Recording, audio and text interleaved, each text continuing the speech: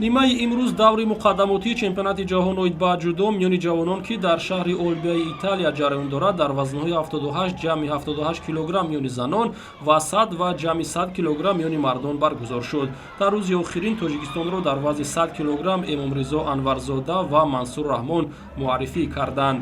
Аввалин шуда Мансур Раҳмон ба майдон баромад. ҳарифи ӯ дар даври якум варзишгари олмонӣ Килиан Капелмейер буд ки дар сабқати мазкур як ваздари кор кард ва аз он ки ба варзишгари мо 3 шиdo дода шуд, пирӯзӣ насиби ӯ гардид.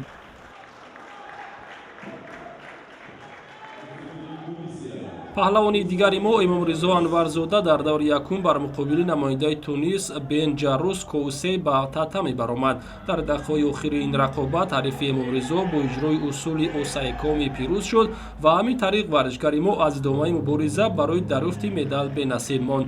Бадин тартиб ҳайати мунтахаби Тоҷикистон ки 7 нафарро ташкил медод, ҳунарнамояшон дар мусобиқоти қаҳрамонии ҷаҳон оид ба ҷудо миёни ҷавонон бидуни медал ба охир расид.